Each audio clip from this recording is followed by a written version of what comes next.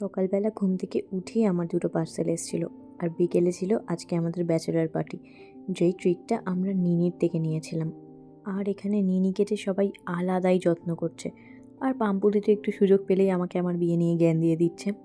আর নয় নিনির বিয়ে হচ্ছে তাই বলে ও এই রকম প্রিন্সেস ট্রিটমেন্ট পাবে? ভাবা যায়? কেউ ওর নেলস করছে, কেউ ওর এক হাত টিপছে, আমি ওর একটা হাত টিপছি, আর সবার এক্সাইটমেন্ট দেখো।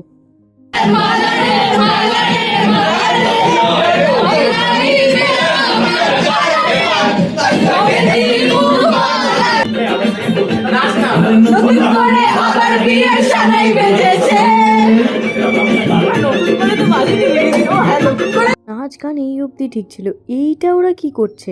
সবার মাথার ওপর থেকে গেছে। তারপরে আমাদের সবার এত খিদে পেয়ে গেছিলো, আমরা আগে সবাই খেয়ে নিয়েছিলাম।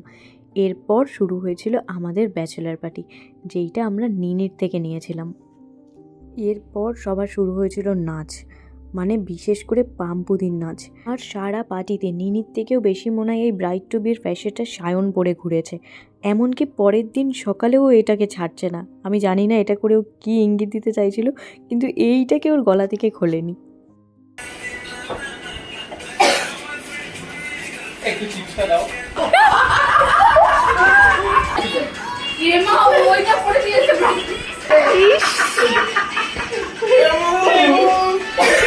তখন যে ঘড়িতে প্রায় রাত 2টোর বেশি, এটা আমাদের কারোর মাথায় নেই। আর এদের নাচের পোজ দেখেছো? বড় বড় আর্টিস্টদের হার মানিয়ে দেবে।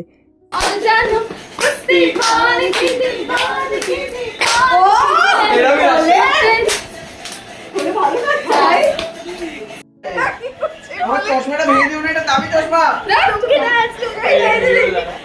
এটা আমি স্টোরি পাম্পুদি এখানে ফুল নাচের মুডে, সেখানে ভাই ওকে দামি চশমা দেখাচ্ছে।